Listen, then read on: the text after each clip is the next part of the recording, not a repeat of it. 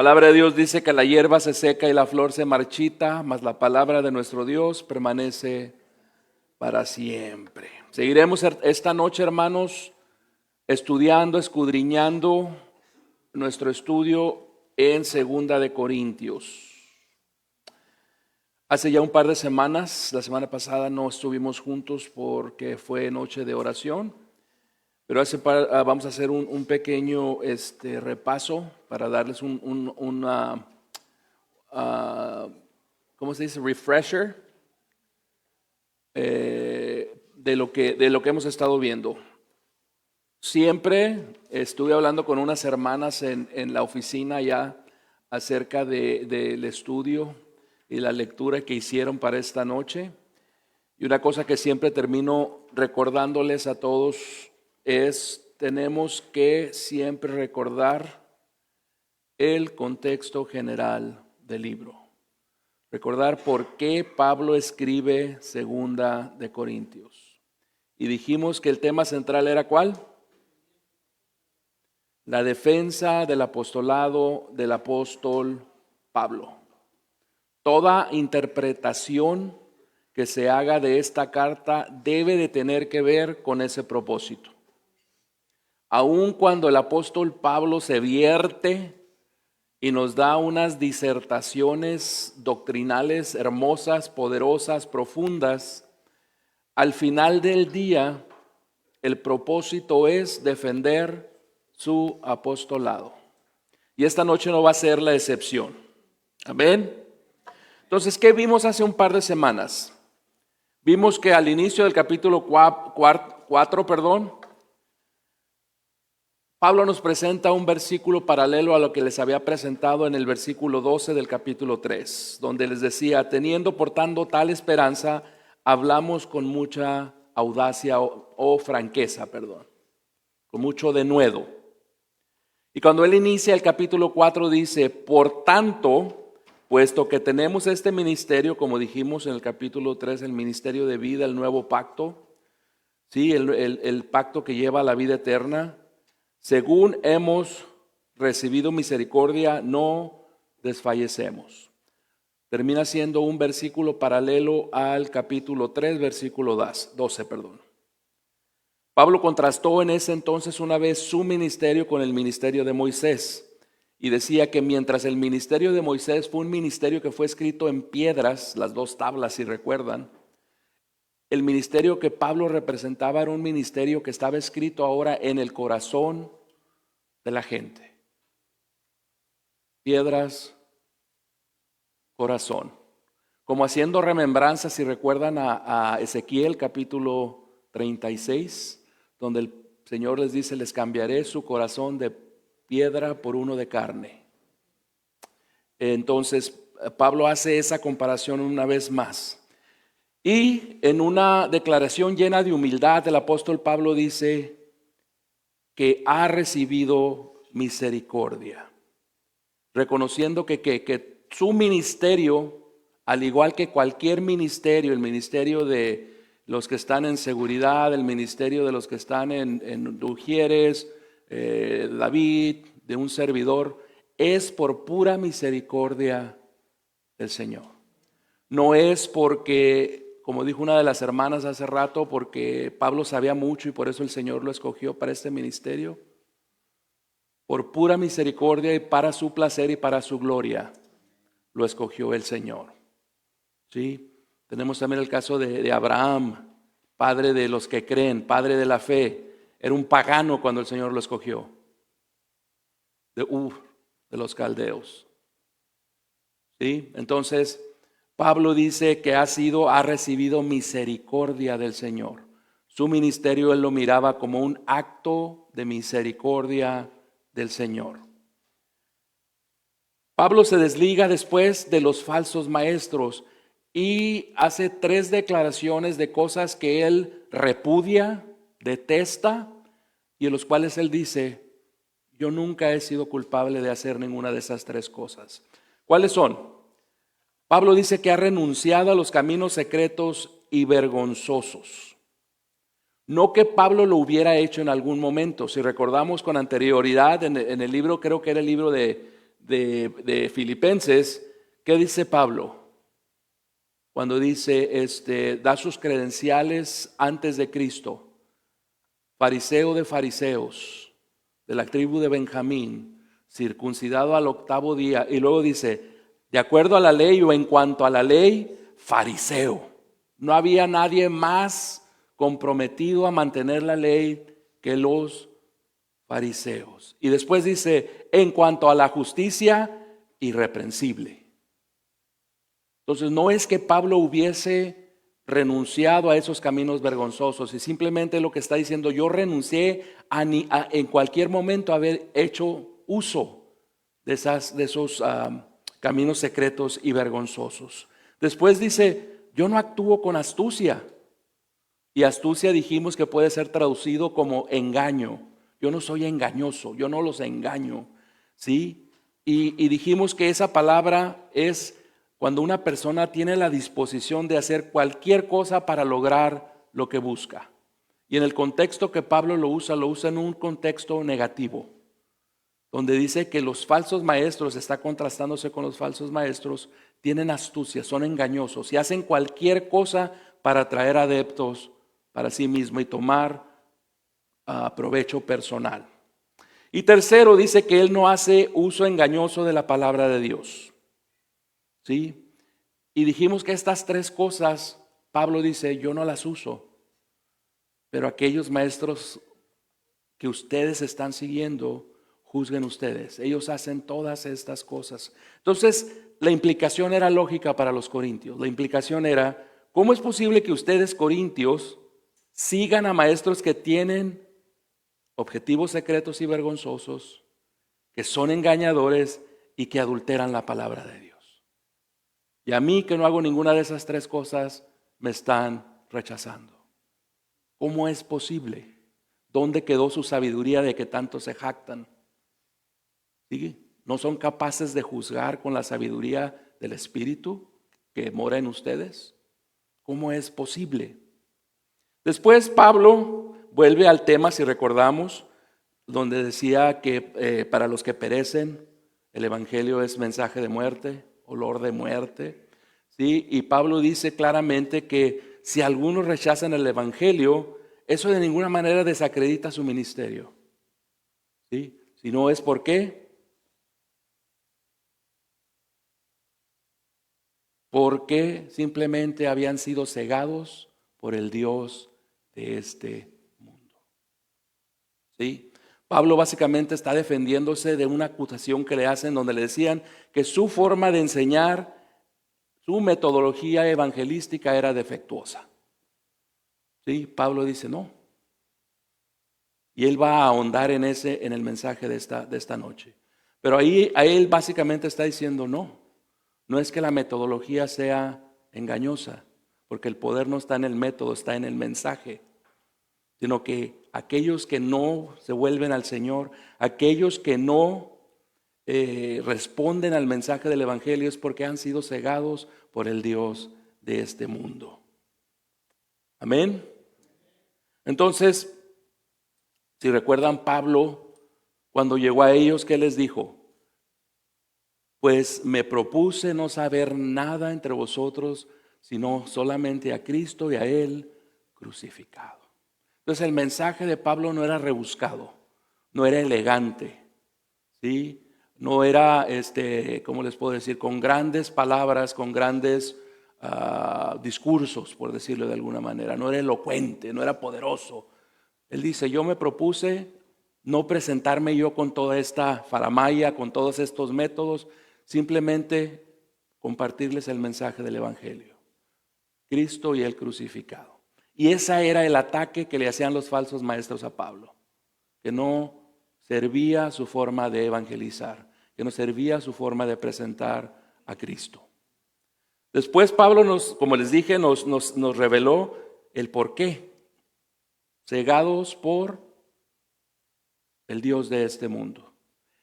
Y dijimos y repetimos una y otra vez que es una realidad espiritual que el apóstol Pablo nos está volviendo a compartir. Ya no lo compartió en Efesios, si recuerdan, Efesios capítulo 6, porque no peleamos contra carne ni sangre, sino contra potestades. Sí, Pablo nos revela una vez más que nuestra lucha, que hay un mundo espiritual, como dije yo hace un par de semanas, que para mí es un mundo más real que el mundo en el que vivimos. Fue un mundo que fue creado antes que nosotros, ¿sí?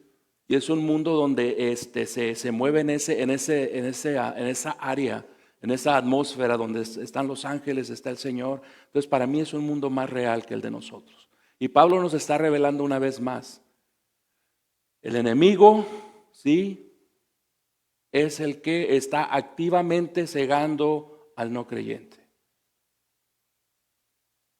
Entonces dijimos que estar preparados espiritualmente cuando vamos a presentar el mensaje del Evangelio, porque las fuerzas del enemigo están trabajando, a diferencia de nosotros, están comprometidos y trabajando 24/7 para oponérsenos a nosotros. Tenemos que estar preparados, tenemos que tener amor por el perdido, tenemos que tener carga por el perdido, que nos lleve a tener un compromiso para compartir el mensaje de la forma correcta. Y no estoy hablando de cómo entregar el mensaje, sino prepararnos espiritualmente para entregar ese mensaje. Dijimos que todos los que estamos aquí tenemos suficiente conocimiento y luz para ir y compartir ese mensaje. Amén. Pablo cierra la sección de la semana pasada diciendo: de las tinieblas resplandecerá la luz. Es el mismo, aquel que dijo de las tinieblas resplandecerá la luz, es el mismo que ha resplandecido en nuestros corazones para iluminación del conocimiento de la gloria de Dios en el rostro de Cristo. Dijimos que Pablo estaba usando un paralelismo, ¿sí?, de la creación. Dijimos que cuando dijo resplandezca la luz era una cita de Génesis 1:3, cuando el Señor dice haga luz y hubo luz, y está juntándolo con este acto de dar luz al creyente, de dar vida, luz al creyente. Entonces, por una parte, el acto creador original de Dios, donde dijo hágase la luz, y ahora la nueva obra creadora de Dios en los corazones de los creyentes. No hay forma que haya luz en el corazón del creyente sin que Dios diga hágase la luz. Entonces Pablo básicamente está diciendo que toma el poder de Dios, como tomó el poder de Dios para que hubiera luz física en el mundo, para que haya luz espiritual en el corazón de nosotros. Y Pablo lo está igualando uno con otro. Es el nuevo acto creador de Dios. Entonces, para empezar esta noche, ¿por qué no me acompañan a la sección que leeremos o que nos ocupará esta noche? Quiero que empecemos desde el versículo 6 porque sienta el contexto de lo que vamos a ver esta noche. Entonces, 2 Corintios capítulo 4, empezando en el versículo 6 al versículo 15. Amén.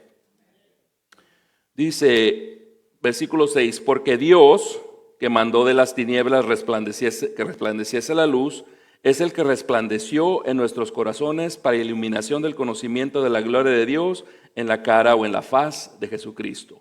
Versículo 7, pero tenemos este tesoro en vasos de barro, para que la extraordinaria grandeza del poder sea de Dios y no de nosotros, afligidos en todos, pero no agobiados, perplejos, pero no desesperados, perseguidos, pero no abandonados, derribados, pero no destruidos.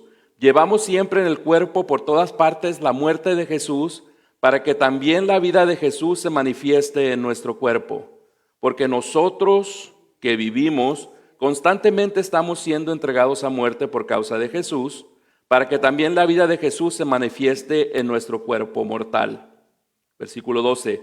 Así que nosotros obra la muerte, pero en ustedes la vida. Pero teniendo el mismo espíritu de fe, según lo que está escrito, creí, por tanto hablé, nosotros también creemos, por lo tanto también hablamos. Sabiendo que aquel que resucitó al Señor Jesús, a nosotros también nos resucitará con Jesús y nos presentará junto con ustedes. Versículo 15, porque todo esto es por amor a ustedes, para que la gracia que se está extendiendo por medio de muchos haga que las acciones de gracias abunden para la gloria de Dios. Amado Padre, gracias le damos, Señor, esta tarde, que nos permite, Señor, estar aquí reunidos una vez más para ser ministrados por su palabra, Señor. Le pedimos en el nombre de Jesús que su espíritu se mueva en el corazón de cada uno de los que estamos aquí, Señor, para que el mensaje individual que usted tenga para cada uno de nosotros caiga en tierra fértil, Señor, y dé fruto. Le pedimos, Señor, que quite de nuestra mente, de nuestro corazón, cualquier distracción que pudiera entorpecer ese mensaje que usted nos quiere dar esta noche. Pedimos, Señor, por todos los que están aquí, los que nos están escuchando en línea. Y Padre, hágase su voluntad esta noche y siempre, en el nombre de Cristo Jesús. Amén. Haciendo un pequeño resumen de lo que hemos visto desde el capítulo 2, versículos 14 hasta el 4:6, Pablo ha hecho una obra magistral de entregarnos o de hablarnos acerca de los dones de Dios, o los regalos, las gracias, las carismas de Dios, como es el Espíritu del Dios vivo, nos lo dijo en 3:3, la luz que Dios ha hecho resplandecer en nuestros corazones, 4:4.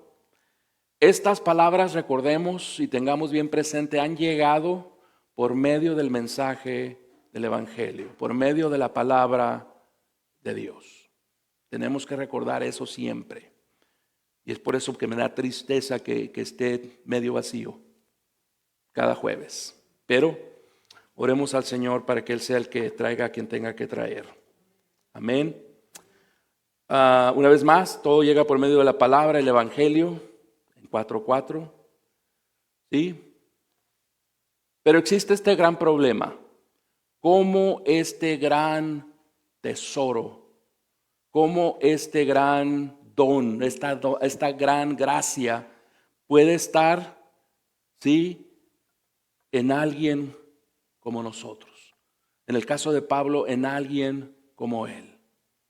¿Cómo es posible que algo tan grande esté en algo tan frágil? Sí, les comentaba a las hermanas hace rato que la descripción que tenemos de Pablo es una persona de baja estatura, zamba, con poco pelo, malo de su vista. Entonces la apariencia externa de Pablo era alguien, como dicen de Isaías del Señor, el cual no tenía ninguna belleza, nada que admirar. Entonces Pablo dice, ¿cómo es que un tesoro tan grande pueda estar en algo tan débil? El versículo 7 nos dice, porque tenemos este tesoro en vasos de barro, para que la extraordinaria grandeza del poder sea de Dios y no de nosotros. Todos los que tenemos la luz de Cristo, el Espíritu de Cristo morando en nosotros, podemos decir amén. Y no hay gran necesidad de explicar este versículo, ¿sí? Pero pues para eso estoy aquí esta noche. Amén. Versículos 7 al 12 tratan sobre el sufrimiento y la muerte, ¿sí? Y por tanto contrastan marcadamente con el tema de la gloria que Pablo desarrolló 3:7 al 4:6. Y también va a regresar en los versículos 16 al 18 a ese mismo tema. Versículo 7 entonces habla de vasijas de barro. Primeramente podemos observar la gran humildad del apóstol Pablo. Sí, yo creo que pocos como él, para compartir doctrinalmente, para construir doctrinalmente la enseñanza de la iglesia. Inclusive si recuerdan el apóstol Pedro que dijo que algunos para su perdición han transgiversado lo que nuestro hermano Pablo ha dicho con la gran sabiduría que Dios le ha dado, porque algunas de las cosas que nos dice el mismo apóstol Pedro, son difíciles de entender. ¿Sí? Aún con esa gran revelación, con ese gran conocimiento, con esa gran sabiduría, el apóstol Pablo dice, no somos más que unos vasos, unas vasijas de barro. Barnett, el comentarista, nos dice, Pablo, esclavo de Dios, el transmisor de la gloria de Dios, salvadora y transformadora de la vida, no es más que una frágil vasija de barro. Fíjense lo que hace esta vasija, como dice Barnett. Transmite la gloria de Dios, salvadora y transformadora de la vida. Es una vasija de barro, es algo insignificante. ¿Sí?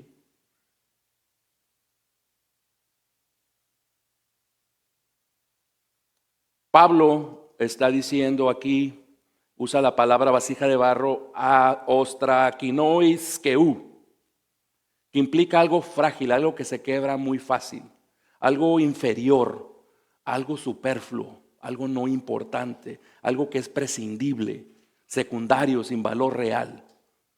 ¿Sí?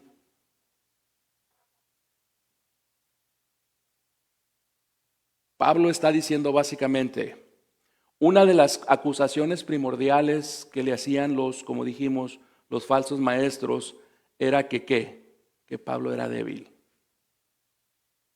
Que Pablo no se presentaba a sí mismo como alguien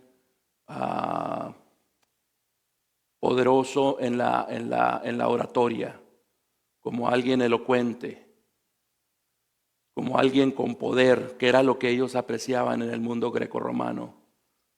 ¿Sí? Alguien con elocuencia, alguien con sabiduría del mundo. Recuerden de que ahí salió la filosofía. Filosofía no es nada más que qué. Filos, amor, logía, conocimiento. Amor, el conocimiento. Sofía, perdón, filosofía. Entonces, la acusación de los corintios, de los falsos maestros, era esa, que era muy insignificante y que por tanto él no podía ser apóstol.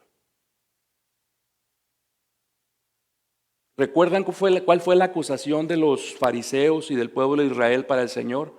La razón por la cual lo rechazaron como el Mesías. ¿Alguien, por favor? ¿Por qué rechazaron a Jesús como el Mesías del pueblo de Israel? No se miraba como lo que ellos esperaban. Ellos esperaban un gran líder libertador. Ellos esperaban un gran líder político, un gran líder de guerra que los liberara del imperio romano. ¿Sí? Ellos tenían una idea de lo que el Mesías iba a hacer. Es lo mismo que está pasando con Pablo. Los corintios, muy probablemente influenciados por los falsos maestros, tenían una idea de lo que un apóstol debía ser. Alguien poderoso, alguien elocuente, alguien con presencia, ¿sí? Y Pablo era todo lo contrario. Pero Pablo básicamente le está diciendo, tienen razón, yo soy alguien insignificante, yo soy una vasija de barro. Pero ustedes están cometiendo el error de fijarse en la vasija en lugar de lo que la vasija está guardando. ¿Qué era lo que esta vasija de barro estaba guardando? El mensaje del Evangelio. ¿Cuántos de nosotros nos vamos atrás de líderes carismáticos? ¿Cuántos de nosotros hasta nos peleamos con hermanos? Ahí va el que escucha a MacArthur. ¿Cómo te atreves a escuchar a otros pastores que no sea el pastor de tu iglesia? Ungido del Señor. Sí. Pablo dice, tienen razón. Yo soy indigno. Yo soy débil. No soy más que una vasija frágil, indigna para guardar tal tesoro. ¿Por qué? ¿Por qué Dios lo hizo así?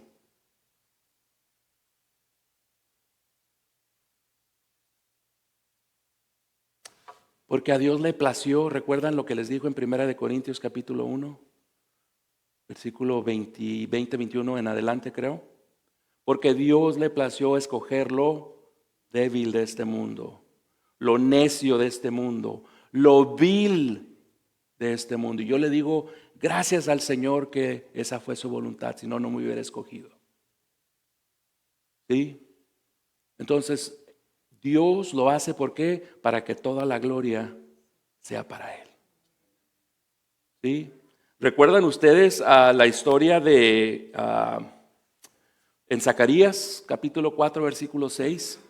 Que el Señor dice, esta es palabra de Jehová a Zorobabel, que dice, no con ejército ni con fuerza, sino con mi espíritu, ha dicho Jehová de los ejércitos. No con espada, no con ejército, mas con mi espíritu. Dice, y es bien importante que noten el título que el Señor usa para sí mismo. ¿Qué título usó el Señor para sí mismo en este versículo? Dice, Jehová de los ejércitos. ¿Que habla de qué? Guerra, de fuerza, de pelea. Pero dice el Señor, vamos a hacer guerra, vamos a pelear, pero no con espada ni con ejército, sino con mi espíritu. ¿Sí? Con mi espíritu. ¿Para qué? Para que la gloria sea para Dios. ¿Recuerdan a Gedeón? Que estaba limpiando el trigo. Cuando el ángel se le aparece, está hasta escondido de noche para que no lo vean los medianitas. Que le dice, oh gran hombre de gran valor, ¿me estás hablando a mí? Soy el más pequeño dentro del clan más pequeño. ¿Cómo me estás diciendo esas cosas? Pero en las manos del Señor libró al pueblo de decenas de miles de enemigos solamente con 300 gentes. Sí, algo poderoso sucede cuando esa vasija vacía o esa vasija frágil, inútil, indigna, es llenada por el Espíritu de Dios. Y ese es el punto que Pablo está queriendo hacer.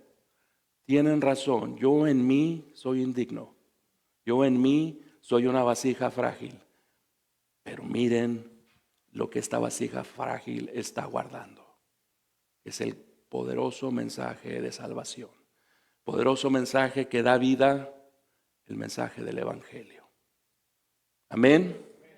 Y Pablo no se llamó, se pudo haber llamado uno de esos vasos de gran valor en la cultura griega, ¿sí? O un recipiente de bronce, o un cáliz delicado.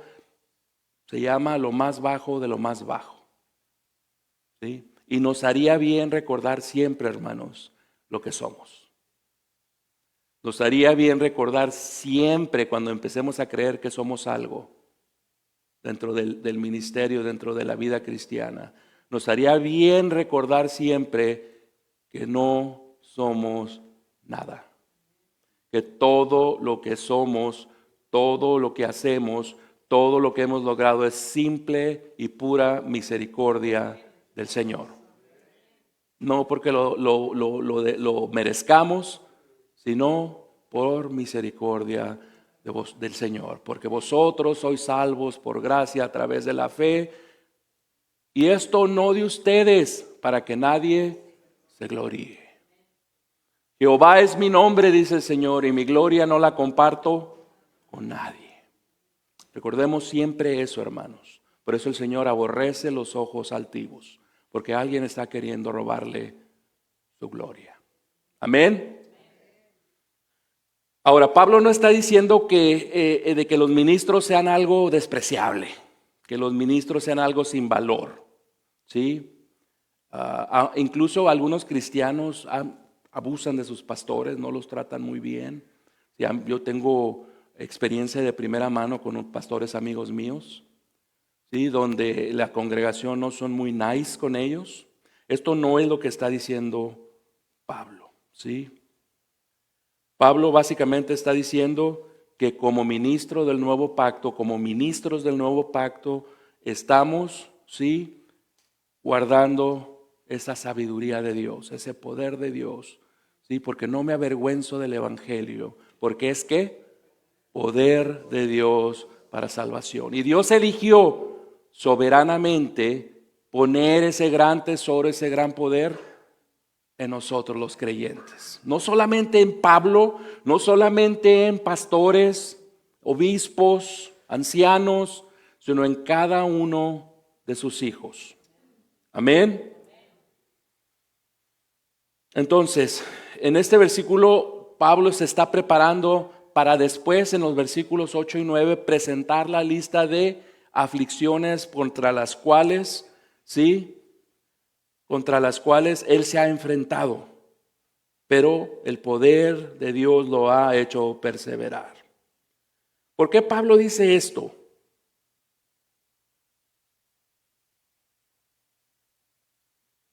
¿Por qué Pablo dice esto? Y tenemos que ver por qué Pablo presenta esta lista. Dice en versículo 8, afligidos en todo, pero no agobiados, perplejos, pero no desesperados, perseguidos, pero no abandonados, derribados, pero no destruidos. En el español, hermanos, esta lista de paradojas, ¿sí saben lo que es una paradoja? Paradoja es dos enunciados que parece que se contradicen a sí mismo. Entre más bajo, más alto estoy. ¿Sí? Pablo presenta esta lista de paradojas que en el español o en el inglés inclusive no son tan evidentes o no resaltan tanto como en el idioma original. Pero estos son enunciados que parecen contradictorios, pero no lo son en Cristo Jesús. Estoy abajo, pero estoy arriba. Estoy tumbado, pero no estoy abajo. ¿Sí?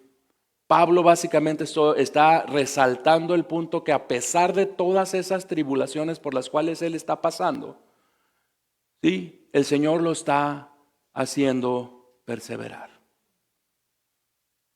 ¿Sí? Para aquel, dice, recuerdan en Judas 24, para aquel que es capaz de mantenernos sin caer, ¿sí? ¿Quién es ese que nos hace perseverar? ¿Quién es ese que nos sostiene? Dios. Este capítulo, hermanos, es un capítulo muy teocéntrico, especialmente cristocéntrico. Usa la deidad, dependiendo de la traducción, dependiendo del idioma, hasta 25 veces en el capítulo. Pablo está enfocado totalmente en darle gloria al Señor en este capítulo y en todos sus escritos, pero específicamente en este capítulo es un mensaje basado o enfocado especialmente en Cristo Jesús. El comentarista Siegfried nos dice de estos versículos, incluso sin los peligros físicos de la carrera de Pablo, cualquiera que se entregue a la labor del ministerio cristiano, de cualquier índole, con la mitad de la dedicación de Pablo, experimentará la debilidad de la que Pablo habla. Esos momentos en que los problemas parecen insolubles o que no se pueden resolver. Los momentos de agotamiento por el simple exceso de trabajo y los momentos de depresión en los que parece no haber resultados.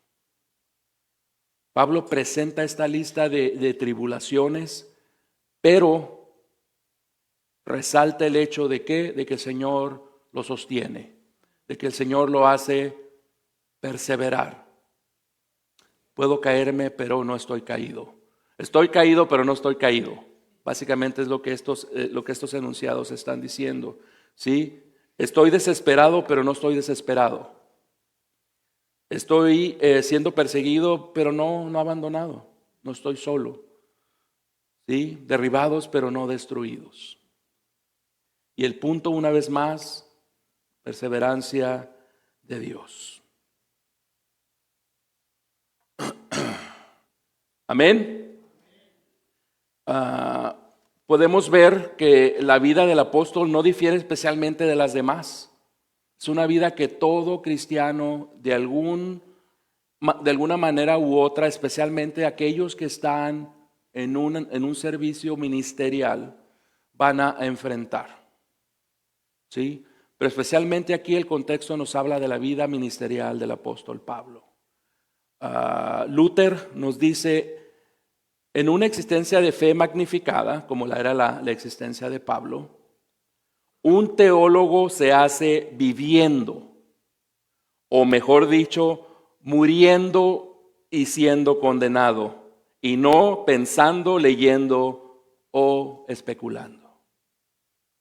En otras palabras, alguien que va a llegar a esa madurez, alguien que va a llegar a esa fe magnificada, como dice Luther, va a ser alguien que esté muriendo todos los días. Alguien que esté pasando por la experiencia, alguien que esté llevando, como él va a decir más adelante, la muerte, que esté muriendo con Cristo todos los días, que esté cargando esa experiencia de muerte en Cristo. ¿Sí? Los corintios negaban esta realidad de que un verdadero apóstol va a sufrir persecución. Los corintios tenían una visión volteada, como se los dije. ¿Sí? Ellos esperaban una vida de poder, una vida que estaba por encima de cualquier tribulación. Entonces no les checaba a ellos que el apóstol Pablo tuviera tanta tribulación. ¿Recuerdan cuando él presenta su currículum vitae y dice que él sufrió naufragios, sufrió asaltos, sufrió latigazos, fue apedreado? Sabemos por lo que él mismo declara que murió y fue al tercer cielo. Entonces a ellos no les checaba el apóstol sufriente. Para ellos el sufrimiento. ¿Recuerdan los amigos de Job? Es Job, ¿verdad? Porque siempre me confundo con Lot. Los amigos de Job, ¿qué le decían? Estás sufriendo porque has pecado. Hay pecado en tu vida y por eso te está pasando lo que te está pasando. Era lo mismo que ellos decían, te está pasando todo lo que te está pasando por definición y por lo tanto no eres un verdadero apóstol de Dios. Y ese es el punto que Pablo está refutando en la defensa de su apostolado en esta sección.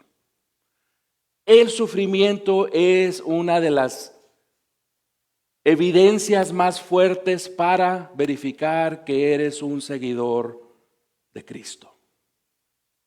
Porque a ustedes, dice Pablo, se les ha concedido no solamente creer, sino padecer por su causa. ¿Sí escucharon? Que es un privilegio, de acuerdo a la palabra, no lo estoy diciendo yo. De acuerdo a la palabra, el Señor les tiene que conceder sufrir por el nombre de Cristo.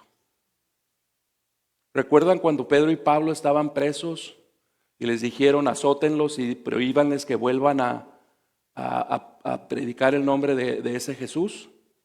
Los azotan, los sueltan y ellos ¿qué venían? Venían gozosos, porque el Señor los había considerado dignos de sufrir por su nombre. Pablo está refutando la creencia de los corintios de que su sufrimiento era una prueba de que él no era un apóstol verdadero. ¿Sí? ¿Qué pasó con el Señor Jesús? Lo mismo. ¿Sí? Tú no puedes ser el Mesías. Tú eres débil. Tú predicas amor. Nosotros queremos que prediques liberación. ¿Sí? Nosotros queremos que pelees con el ejército romano y nos liberes. Porque eso es lo que la palabra de Dios dice. Que tú nos ibas a liberar. Y eventualmente sí lo va a hacer. Pero no entendían que el Señor venía en dos partes, pero no es el punto de este mensaje. Entonces, eso es lo que Pablo está refutando y por qué está diciendo lo que está diciendo. Y si notan una vez más, toda interpretación tiene que estar dentro del contexto del tema principal del libro. Por eso Pablo está diciendo esto.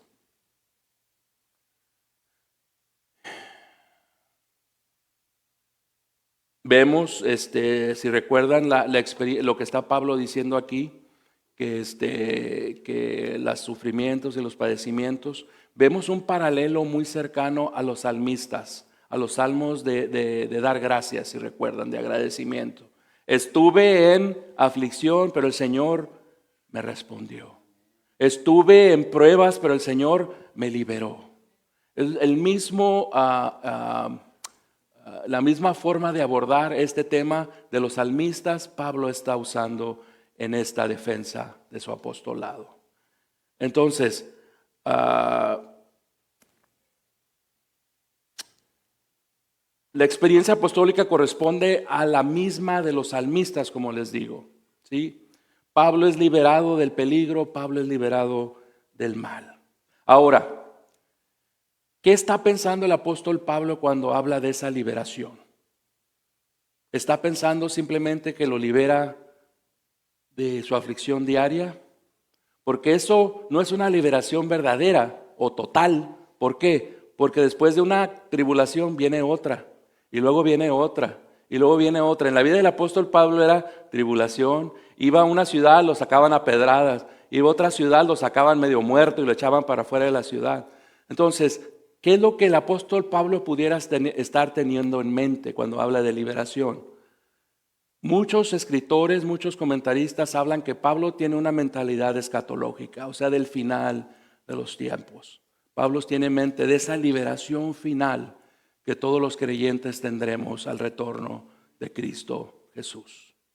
Entonces, la liberación final, la cual él espera y confía que los corintios también participarán con él, y les hace entender que esa liberación está aún por llegar. ¿Sí? Entonces Pablo les habla de esa liberación, de esa perseverancia, de esa liberación como un patrón de cómo el Señor eventualmente nos va a salvar, nos va a liberar totalmente. Amén. Versículo 10 y 11. Llevamos siempre en el cuerpo por todas partes la muerte de Jesús, para que también la vida de Jesús se manifieste en nuestro cuerpo. Porque nosotros que vivimos constantemente estamos siendo entregados a muerte por causa de Jesús, para que también la vida de Jesús se manifieste en nuestro cuerpo mortal. El punto de Pablo aquí, básicamente lo que él está diciendo es, sí, él usa el término necrosis, que sería mejor traducida como estado de muerte. No habla como muerte, como algo que sucedió en un punto en el tiempo y ahí terminó todo, sino un estado que persiste de muerte. ¿Recuerdan cuando el Señor confronta a Pablo y le dice, Pablo, Pablo, ¿por qué me persigues? No dice, ¿por qué persigues a mi iglesia? Pudo haber dicho, ¿por qué persigues a mis hijos o a mis siervos? Pablo, ¿por qué me persigues? En estos momentos les recuerdo que el Señor ya había muerto y había resucitado. Pablo nunca lo había visto antes. Pablo personalmente nunca lo persiguió. Pero el Señor le dice, ¿por qué me persigues? ¿Sí?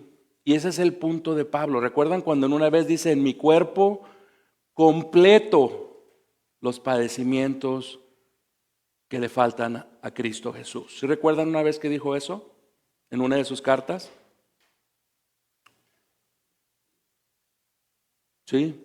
Y esto es lo que Pablo está diciendo, que él lleva en sí constantemente la presencia de esa muerte, de la muerte de Cristo Jesús.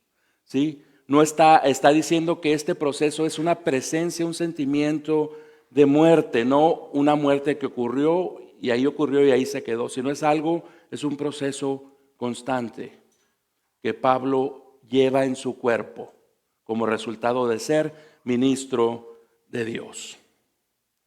Otra vez que lo usa en Romanos 4:19 y lo usa con el mismo sentido. ¿Cómo se dice? Un estado de muerte, no una muerte como un evento terminado y eso es todo, sino que es algo que Pablo carga consistente y constantemente durante toda su vida, como siervo, como ministro de Cristo Jesús. Pablo, una vez más, ve la muerte de Cristo. Como les digo, es muy enfocado, es cristocéntrico, esta parte del mensaje muy cristocéntrico. Lo ve como algo, como les digo, sí, algo que es una realidad y es perdurable, algo que pasa. Los sufrimientos de Cristo son de Pablo en abundancia. Pablo, como dijo él, está completando en su cuerpo los sufrimientos de Cristo. ¿Sí? El pensamiento de Pablo, como les digo aquí, es muy parecido a lo que él presenta en los libros de Romanos y Gálatas, donde él les recuerda que han sido crucificados junto con Cristo Jesús.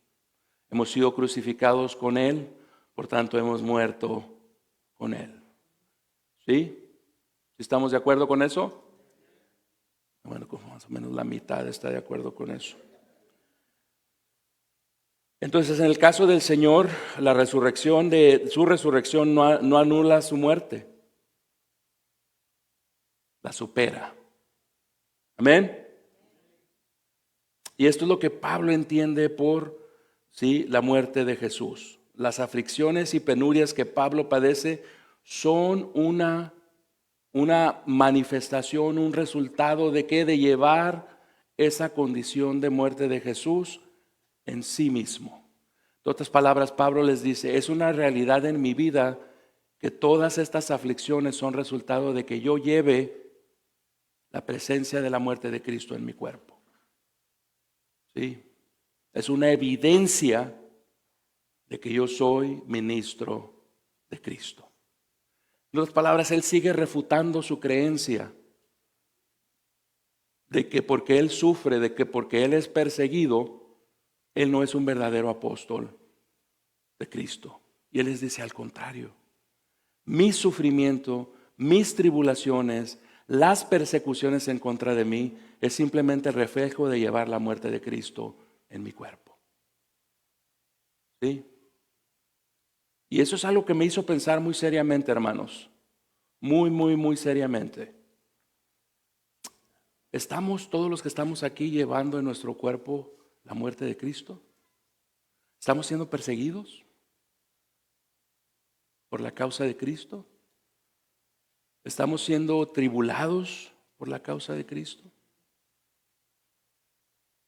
Porque Pablo dice que es una muestra, es una evidencia de llevar en su cuerpo la muerte de Cristo. ¿Estamos nosotros mostrando esa misma evidencia? No se me duerman, hermanos.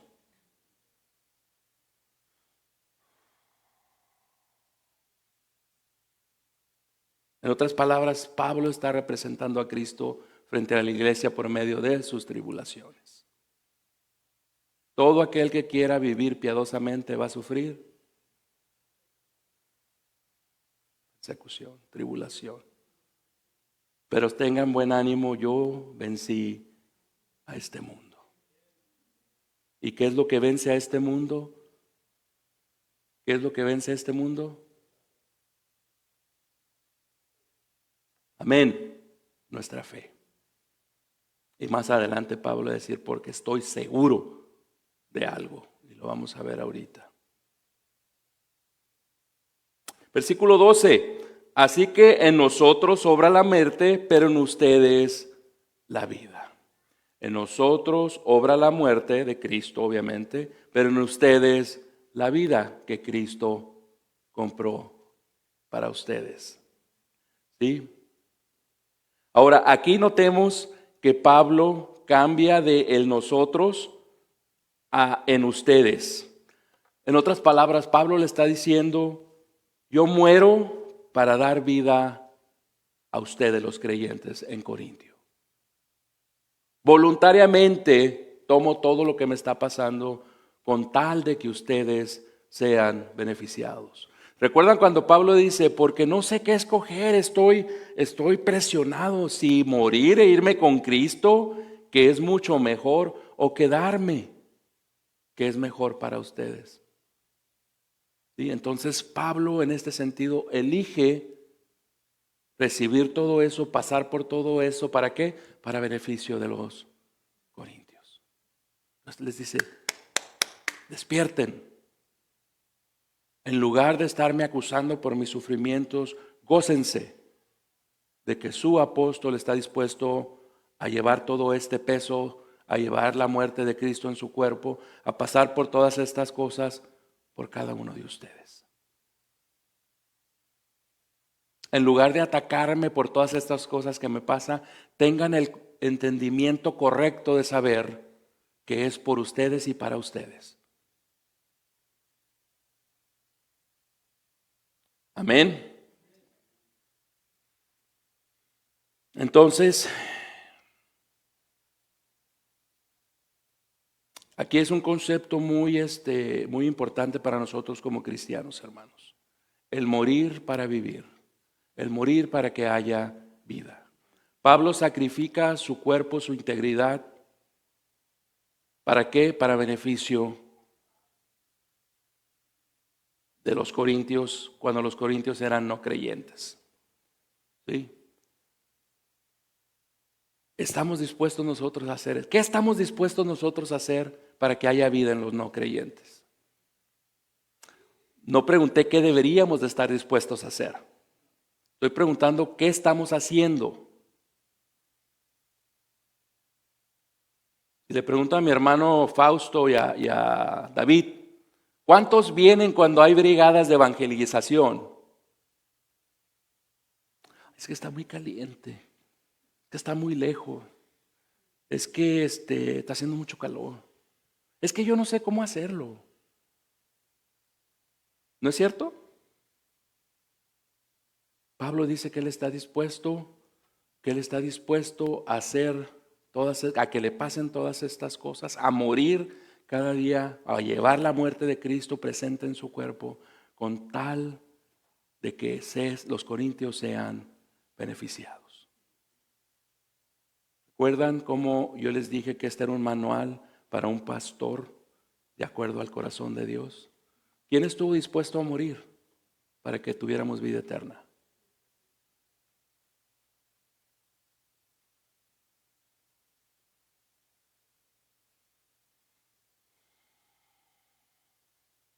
Cristo, Pablo lleva la muerte de Cristo. Después en el capítulo 5, Pablo les dirá, aquel que no conoció pecado fue hecho pecado para que nosotros fuéramos hechos justicia de Dios. Pablo está siguiendo el ejemplo de su Señor. ¿Estamos siguiendo el ejemplo de nuestro Señor, hermanos? ¿Nos importan los no creyentes?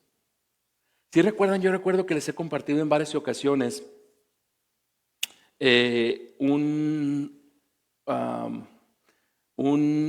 ¿cómo se dice? Periodista estaba entrevistando a un ateo que estaba dando conferencias y todo el rollo. Y le pregunta, o sea, le hace preguntas y le dice, bueno, yo creo que la gente que más odia en este mundo son los cristianos. Dice, ¿cómo? Los cristianos dan de comer a los que no tienen, han instalado hospitales, han instalado orfanatos. ¿Cómo dices? ¿Cómo puedes decir que la gente que más odia son los cristianos? Te voy a decir por qué, le dice. Porque si lo que ellos creen es cierto, están dejando que miles de gente vayan al infierno todos los días, sin que ellos compartan con ellos. ¿No es eso odiarlos? ¿No es eso odiarlos? Y Pablo aquí está diciendo, yo estoy dispuesto a voluntariamente pasar por todas estas tribulaciones. Una, porque el Señor es el que me hace perseverar. No crean que yo soy bien fregón y yo me sostengo solo. El Señor me sostiene. Número uno. Número dos, sí, porque es la voluntad de mi Señor. Y número tres, porque es para beneficio de mis hermanos.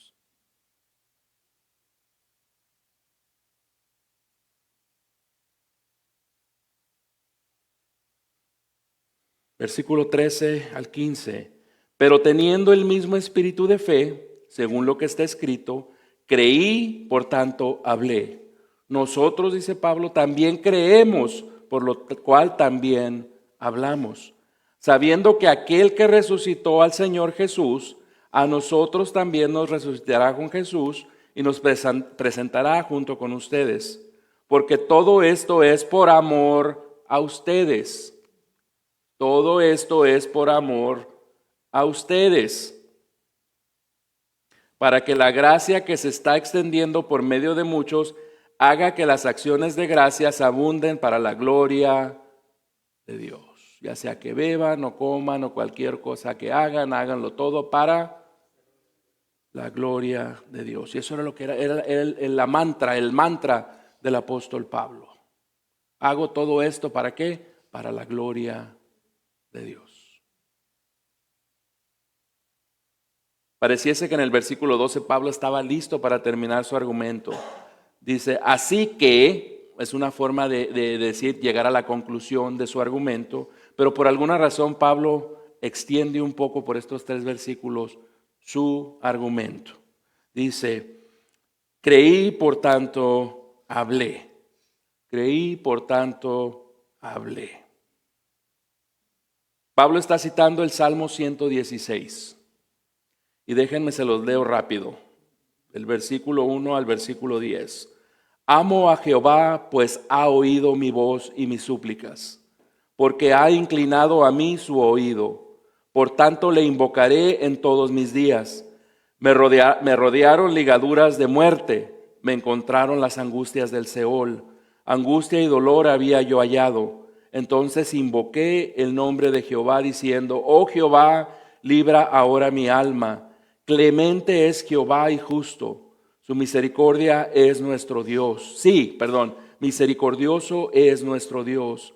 Jehová guarda a los sencillos. Estaba yo postrado y me salvó. Vuelve, oh alma mía, a tu reposo, porque Jehová te ha hecho bien. Pues tú has librado mi alma de la muerte, mis ojos de lágrimas y mis pies de resbalar. Andaré delante de Jehová en la tierra de los vivientes. Creí, por tanto, hablé, estando afligido en gran manera. Vemos la descripción que hace el salmista del Señor. Primeramente hace una descripción de su situación. Sí, estaba por los suelos, angustiado, tribulado, pero el Señor me oyó y me salvó. Sí, entonces Pablo citando este salmo, sí, abriendo este salmo, dice que con ese mismo espíritu de fe que nos muestra el salmista aquí, dice Pablo, de la misma manera que él creyó y habló, nosotros creemos y hablamos. ¿Sí? Pero creer ¿qué es creer? No es tener un entendimiento intelectual. ¿Sí? Creer es no tener ninguna duda. Creer es estar seguros, estar convencidos. ¿Sí? Y yo me atrevería a decir, sin ofender a nadie de los que estamos aquí, que la gran mayoría de nosotros no creemos de esa manera. Sí, y me estoy incluyendo aquí. Sí. Creer de la manera que Pablo está diciéndolo aquí es indubitablemente, sin duda, 100% convencido. No ocupo ningún argumento más. Así es. Tan de eso estoy convencido como que esta es una mesa. De la misma manera estoy convencido de la fidelidad, protección y perseverancia del Señor. Por tanto, dice Pablo, con el mismo espíritu de fe del salmista, hablamos. ¿Sí? Hablamos. Pablo tenía esa fe robusta, esa fe que permanece, esa fe que persevera. ¿Sí?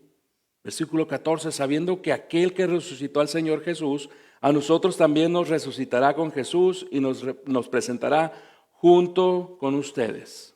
Primero, ¿qué dice Pablo en Filipenses capítulo 1, versículo 6? Estando convencido precisamente de esto, que el que comenzó en vosotros la buena obra la perfeccionará hasta el día de Cristo Jesús. ¿Estando qué? Convencido, sin ninguna duda. Tengo certeza, como que hoy es jueves, a las 8:21 de la tarde, ¿sí? Mayo 14.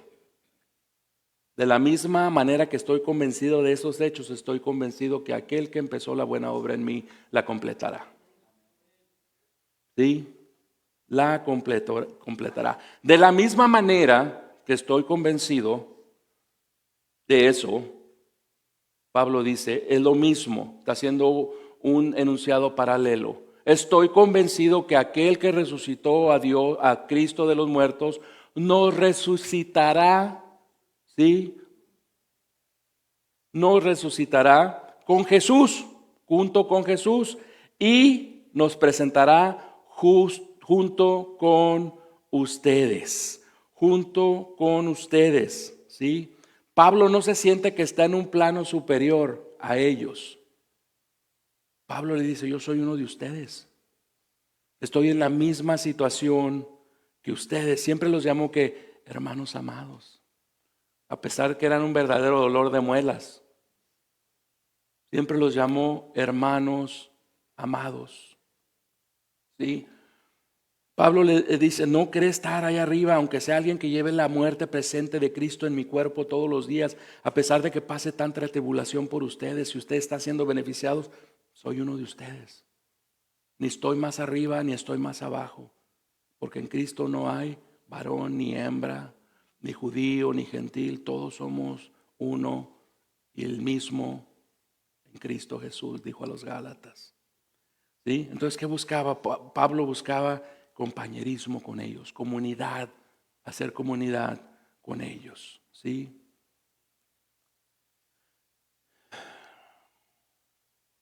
Pablo entonces, para resumir, les está diciendo que el sufrimiento que él pasa es un badge de honor que muestra y demuestra que él es un verdadero apóstol de Cristo Jesús. Sí, es indigno, como le dijeron en el versículo 7, sí, donde se defiende, perdón, en el versículo 7 que dice, ya sí, soy una vasija de barro, soy indigno, estoy tribulado, llevo las marcas de la muerte de Cristo en mi cuerpo todos los días, sí, no soy elocuente, pero precisamente eso demuestra que soy apóstol de Cristo Jesús. Amén. ¿Sí? Pablo dice, y ese sería buena cosa para recordar para todos aquellos que servimos al Señor en cualquier ministerio. No somos nada. Somos lo que somos por Cristo Jesús. Entonces, ¿qué nos llevamos esta noche, hermanos? Brevemente, porque ya veo que la mitad ya está así como, iba a decir quién, pero mejor no. Primero, el Señor es nuestra torre fuerte, hermanos, el que nos sostiene, ¿sí? Lo cual es una de esas, siempre decía yo que era uno de esos que es buenas noticias y malas noticias a la vez, ¿sí? El Señor es nuestra torre fuerte, el que nos sostiene. Es buena noticia porque debemos de gozarnos que no depende de nosotros, Él es el que nos sostiene. Pero es malas noticias, ¿por qué? Porque ya no tenemos excusas. Ya no tenemos excusas. ¿Sí entendemos eso, hermanos? Si el Señor nos comisionó para algo, el Señor Él se encargará de hacernos perseverar y llevar a cabo la misión para la que nos llamó. No hay excusa. Número 2, la vida cristiana es una vida de contradicciones aparentes, de paradojas. Para ser el primero debes hacerte el último. ¿Sí? El que quiere vida eterna debe morir a sí mismo. El camino hacia arriba es a través del camino hacia abajo. Si quieres exaltarte, el Señor te va a tumbar. Si te humillas, el Señor te va a levantar. La vida del cristiano es una vida de paradojas. Amén. Debemos de estar dispuestos a morir para que haya vida en los que no la tienen. Nadie dijo amén. Como 4 personas nada más. Déjenme repetirles, debemos estar dispuestos a morir para que haya vida en los que no la tienen. Aquí algo que me gustó, ¿sí les ha tocado cuando le hacen un regalo grande, caro a un niño, que avienta el juguete por ahí y se pone a jugar con la caja? ¿Sí les ha tocado? No falla, ¿verdad? Es lo mismo que hacemos muchos cristianos. En lugar de apreciar el regalo, que es el mensaje, nos enfocamos en el envoltorio, que es el que da el mensaje. Debemos de dejarse de ser niños. La importancia es el mensaje y el dador del mensaje o el creador del mensaje, no el que entrega el mensaje, el emisario del que lo mandó. Y eso es lo que hacemos muchos cristianos, especialmente cristianos hispanos. Tenemos una tendencia ¿cómo dijiste, Pato, la frase? Pastorología, pastolatría. En las culturas cristianas tenemos esa tendencia a ser ídolos de nuestros líderes. Y el apóstol Pablo dice, paren, enfóquense en el mensaje, en el poder del mensaje. ¿Sí? Y finalmente, ¿estamos realmente convencidos que el que empezó la buena obra en nosotros la completará hasta el día de Cristo? Entonces, todos los que dijimos amén, estamos actuando en consecuencia. No, la pregunta no es si debemos. La pregunta es si estamos o no actuando en consecuencia de estar convencidos, más allá de cualquier duda, de que aquel que comenzó la buena obra en nosotros la terminará. Yo digo porque el 90% de la iglesia se escondió cuando el COVID.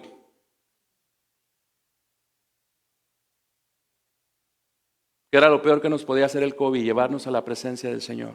Sin embargo, el 90% de la iglesia se escondió.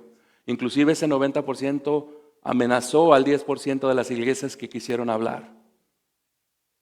Amenazaron con desafiliar a algunos de estos pastores. ¿Cómo te atreves? Nos estás haciendo ver mal. ¿Sí? Si creemos realmente en esto, debemos de actuar en consecuencia. Porque si Dios fuera su Padre, ustedes actuarían como Dios. ¿Recuerdan el Señor en Juan capítulo 8? ¿Estamos o no actuando en consecuencia? ¿Estamos o no creyendo lo que estamos? We talk the talk. La pregunta es, do we walk the walk? No me contesten, cada uno sabe su respuesta individual. Amén. Amado Padre, le damos gracias, Señor, por este pasaje de su escritura, esta escritura que es viva, Señor, esta escritura que nos confronta, Señor, que nos muestra qué tan cortos o qué tan bien, esperemos, estamos en nuestro caminar, Señor. Le damos gracias y esperemos, Señor, que nos haya esta noche realmente hecho pensar, nos haya hecho reflexionar, Señor, acerca de nuestro comportar, Señor. Pedimos, Señor, que su Espíritu, Señor, nos grabe eso en nuestra mente, en nuestro corazón, y que seamos cambiados, Señor, por ese mensaje. Pedimos, Señor, por su protección, por su provisión para todas las familias que están representadas aquí, todas las familias que nos están escuchando en línea. Señor, guíenos por caminos de justicia, Señor, y ayúdenos, Señor, a que todo lo que hagamos sea para su gloria. Porque lo pedimos en nombre de su Hijo amado, nuestro gran Dios y Salvador Jesucristo.